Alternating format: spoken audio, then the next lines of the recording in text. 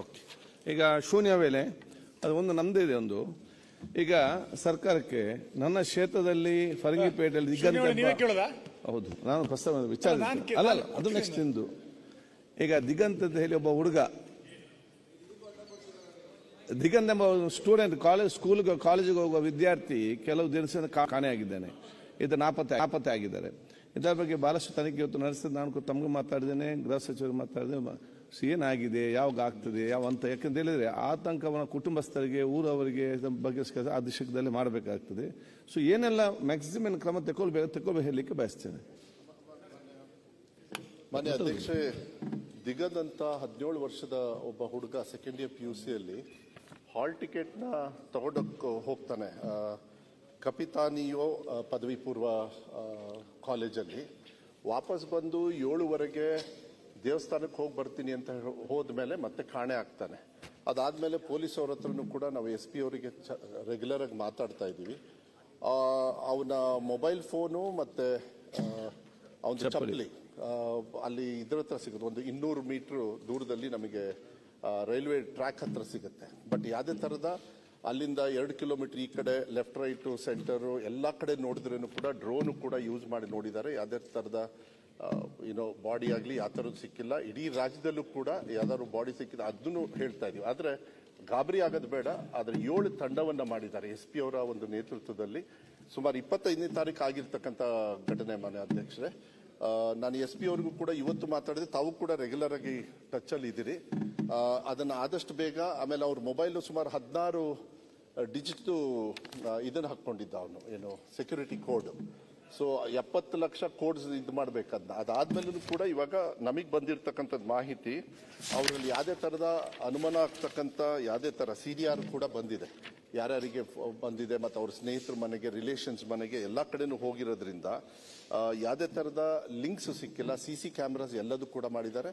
SP ಅವ್ರ ನೇತೃತ್ವದಲ್ಲಿ 7 ತಂಡದಲ್ಲಿ ಎಲ್ಲದೂ ಕೂಡ. ಮತ್ತೆ ನಾನು ಹೋಮ್ ಮಿನಿಸ್ಟರ್ ಕೂಡ, ಯಾಕಂದ್ರೆ ಅವ್ರು ಇಲ್ಲ ಅಂದಿರೋದ್ರಿಂದ ನಾನು ಉತ್ತರ ಕೊಡ್ಬೇಕಂತ ಅವರು ಮೂಲಕನೂ ಕೂಡ ಇದನ್ನ ತನಿಖೆಯನ್ನ ಮಾಡಿ ಆದಷ್ಟು ಬೇಗ ಅವರ ಫ್ಯಾಮಿಲಿಗೆ ಆ ಮಗುವನ್ನ ಬರ್ತಕ್ಕಂಥ ಸ್ವಲ್ಪ ಈ ಹಾಲ್ ಟಿಕೆಟ್ ತಗೊಂಡು ಬಂದ ಮೇಲೆ ಏನಾದ್ರು ಆಗಿದೆ ಅಂತ, ಅದಕ್ಕೆ ನಾನು ಅದ್ರ ಬಗ್ಗೆ ನಾನು ತನಿಖೆ ಅಧಿಕಾರಿ ಅಲ್ಲ ನಾನು. ಆದ್ರೆ we are with the family. ನಾವು ಏನದನ್ನ ಆದಷ್ಟು ಬೇಗ ಮಾಹಿತಿಯನ್ನ ತಗೊಂಡು ಅವ್ರ ಫ್ಯಾಮಿಲಿ ಅವರಿಗೆ ರೆಗ್ಯುಲರ್ ಆಗಿ ಏನ್ ಡೀಟೇಲ್ಸ್ ಕೊಡ್ಬೇಕು ಅದು ಕೊಡ್ತಕ್ಕಂಥ ಬೇರೆ ಬೇರೆ ಆಂಗಲ್ ಎಲ್ಲ ಒಂದು ಆಂಗಲ್ ತನಿಖೆ ಆಗಿದೆ. ಎಲ್ಲ ಒಂದು ಆಂಗಲ್ ತನಿಖೆ ಆಗಿದೆ. ಒಂದೇ ನಿಮಿಷ. ಪರಂಗಿಪೇಟೆಯ ದಿಗಂತ್ ಅನ್ನುವಂತ ವಿದ್ಯಾರ್ಥಿ, ನಾನು ಶೂನ್ಯ ವೇಳೆಯಲ್ಲಿ ಕೊಟ್ಟಿದ್ದೆ, ಅವ್ರದೇ ಕ್ಷೇತ್ರ ಅದು. ಕಾಣೆಯಾಗಿ ಇವತ್ತಿಗೆ 8-9 ದಿನ ಆಯ್ತು. 8-9 ದಿನ ಆದ್ರೂ ಕೂಡ ನೀವು 5 ತಂಡ ಮಾಡಿದಿರಿ, 6 ತಂಡ ಮಾಡಿದಿರಿ. ನಾನೇನು ಸರ್ಕಾರ ಬ್ಲೇಮ್ ಮಾಡ್ತಾ ಇದೀನಿ ಅಂತ ಅರ್ಥ ಇಲ್ಲ. ಮನೆಯಿಂದ ಹೊರಗೋದಂತ ಒಬ್ಬ ವಿದ್ಯಾರ್ಥಿ ಇಲ್ಲಿ ತನಕ ಪತ್ತೆ ಆಗಿಲ್ಲ ಅಂತಂದ್ರೆ ಸಹಜವಾಗಿ ಆತಂಕ ಒಳಗಾಗಿದೆ. ಆತ ಭಜನಾ ಮಂಡಳಿಗಳಲ್ಲಿ ಆಕ್ಟಿವ್ ಇದ್ದ, ಬೇರೆ ಬೇರೆ ರೀತಿಯಾದ ಸಂಘ ಸಂಸ್ಥೆಯ ಚಟುವಟಿಕೆಯಲ್ಲಿ ಆಕ್ಟಿವ್ ಇದ್ದ, ಹಿಂಗೆಲ್ಲ ಆಗಿತ್ತು. ಇದನ್ನ ಖಂಡಿಸಿ ಮೊನ್ನೆ ಪರಂಗಿಪೇಟೆ ಬಂದು ಕೂಡ ಆಗಿತ್ತು. ದೊಡ್ಡ ಪ್ರಮಾಣದ ಪ್ರತಿಭಟನೆಯೂ ಕೂಡ ಅಲ್ಲಿ ನಡೆದಿದೆ. ಆ ಭಾಗದ ನಮ್ಮೆಲ್ಲ ಶಾಸಕರು ಕೂಡ ಹೋಗಿದ್ದಾರೆ. ಇವತ್ತು ಸರ್ಕಾರ ಇದನ್ನ ಸ್ವಲ್ಪ ಗಂಭೀರವಾಗಿ ತೆಗೆದುಕೊಂಡು, ಅಲ್ಲಿ ಇರುವಂತ ಪತ್ರಿಕೆಗಳಲ್ಲಿ ಬಂದಿರುವಂತ ವರದಿ ಏನು ಅಂತಂದ್ರೆ, ರೈಲ್ವೆ ಸ್ಟೇಷನ್ ಅಲ್ಲಿ ಚಪ್ಪಲಿ ಸಿಕ್ತು, ಆ ಚಪ್ಪಲಲ್ಲಿ ರಕ್ತದ ಕಲೆಗಳಿತ್ತು, ಇವೆಲ್ಲ ಟ್ರ್ಯಾಕ್ ಅಲ್ಲಿ ಸಿಕ್ತು ಅಂತ ಹೇಳ್ತಿದ್ದಾರೆ. ನೀವು ಮೊಬೈಲ್ಗಳನ್ನ ಟ್ರೇಸ್ ಮಾಡ್ತಾ ಇದೀರಿ ಅನ್ನುವಂಥದ್ದು ನಾನು ಸ್ವಾಗತಿಸ್ತೇನೆ. ಆದ್ರೆ ಇದಕ್ಕೇನಾರೊಂದು ಸ್ಪೆಷಲ್ ಫೋರ್ಸ್ ಏನಾರು ಮಾಡಿ ಇದನ್ನ ಕಂಡುಹಿಡಿಯಲಿಲ್ಲ ಅಂತಾದ್ರೆ ಆ ಮನೆಯ ಆತಂಕವೂ ಕೂಡ ಕಡಿಮೆ ಆಗ್ಲಿಕ್ಕಿಲ್ಲ, ಮತ್ತು ಊಹಾಪೋಹಗಳು ಬಹಳ ದೊಡ್ಡ ಪ್ರಮಾಣದಲ್ಲಿ ಹರಡಲಿಕ್ಕೆ ಪ್ರಾರಂಭ ಆಗುತ್ತೆ.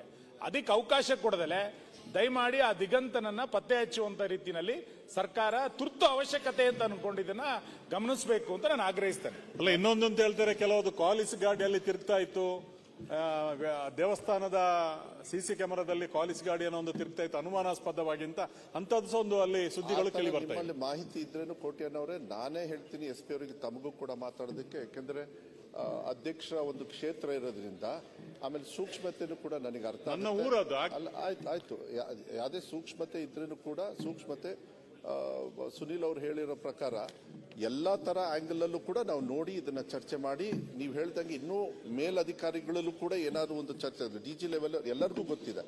ಇನ್ನೂ ನಾವು ಏನ್ ಮಾಡಬೇಕು, ಅವ್ರ ಫ್ಯಾಮಿಲಿಯವರಿಗೆ ವಿಶ್ವಾಸವನ್ನ ತಗೊಂಡು ತನಿಖೆನ ಜೊತೆಗೆ ಮತ್ತೆ ವಾಟ್ ಇಸ್ ದ ಅಪ್ಡೇಟ್ ಏನ್ ಕೊಡಬೇಕು ಅವ್ರಿಗೆ ಕೊಡ್ತಕ್ಕಂಥ ಜವಾಬ್ದಾರಿಯನ್ನ ನಾವು ಮಾಡ್ತೀವಿ.